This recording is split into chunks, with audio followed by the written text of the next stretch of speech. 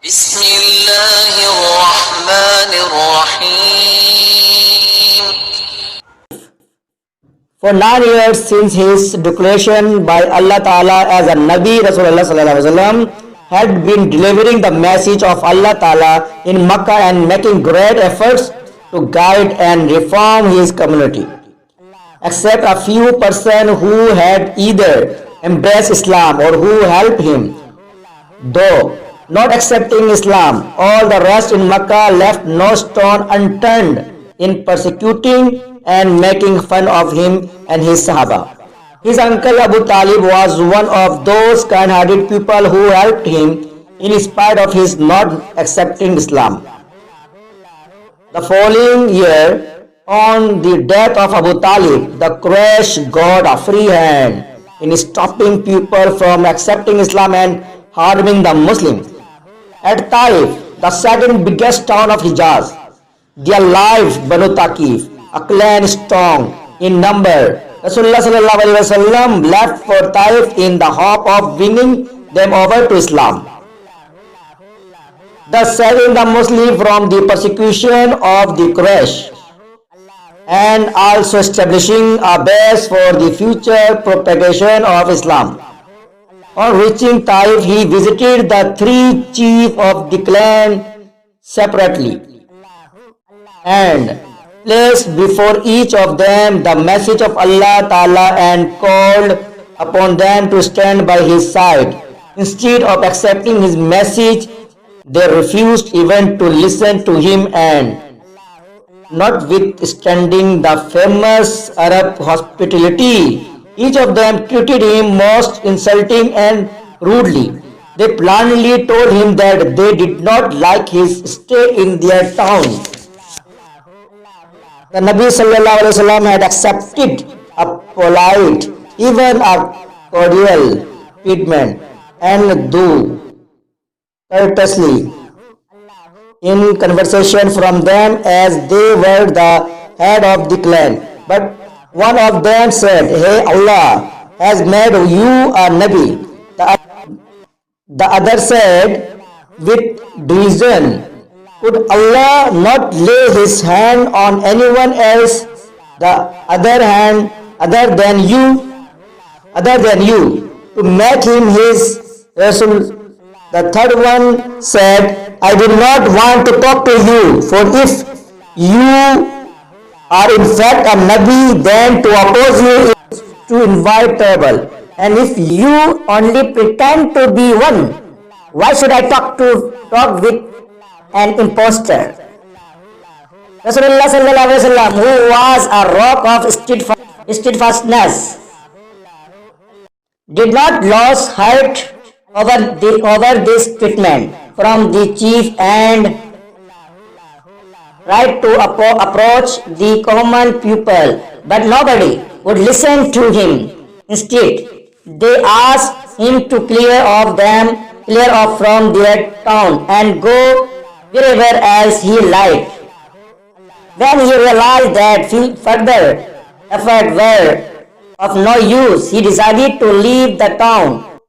Rasulullah sallallahu alaihi wasallam, who was a rock of steadfastness, did not lose heart over this treatment from the chief and tried to approach the common people, but nobody would listen to him. Instead, they asked him to clear off from their town and go wherever as he liked. When he realized that further effort were of no use, he decided to leave the town, but they would not let him live in peace and set the street children after him to make fun of him and to stone him. He was so much pelted with stones that his body along with his shoes was covered with blood.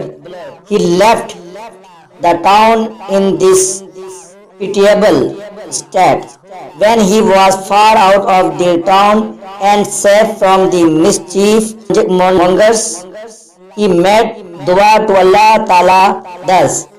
Translation: "O my Allah, To you I complain of my weakness and lack of resource and my being unimportant in the eyes of people. O most merciful of all those who show mercy, you are the Lord of the weak, and you are my own Lord. Whom are whom are you turning me over to? To a stranger who makes an angry face at me, or to an angry whom you have given control over me? If you are not angry at me, then I don't care. Still, I find more room for myself in your making things easy for me. I seek shelter from your anger and displeasure in your nur, the nur by which all darkness light up and by which everything in this world and the akhirah becomes well. It is necessary to remove the cause of your anger until you are pleased, and other than you there is no strength nor power. The Master of the Universe was moved by this dua, and the angel Jibreel alayhi salam appeared before Rasulullah sallallahu alaihi wasallam, greeting him with Assalamu alaikum, and said, Allah Ta'ala knows all that has passed between you and these people. He has deputed an angel in charge of the mountain to be at your command. Saying this, Jibreel alayhi salam presented the angel before Rasulullah.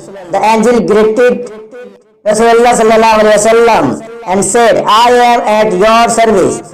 If you wish, I can command the mountain overlooking this town on both sides to collide with each other, so that all the people between them would be crushed to death. Or you may suggest any other punishment for them. The merciful and noble Nabi sallallahu alaihi wasallam said, even if these people do not accept Islam, I do hope from Allah Ta'ala that there will be person from among their descendants who would worship Allah Ta'ala and serve His cause. Note, such was the conduct of our noble Rasulullah sallallahu alaihi wasallam, whom we claim to follow. We get so much irritated over a little trouble or mere abuse from somebody that we keep on torturing and taking our revenge throughout our lives in every possible manner. Is this proper for people who claim to follow the generous Nabi sallallahu alaihi wasallam? Look, even after so much suffering at the hands of the Taif mob, he neither cursed them nor does he wish for any revenge, even when he was the full opportunity to do so. If you like this video, do share, subscribe and like. Thank you.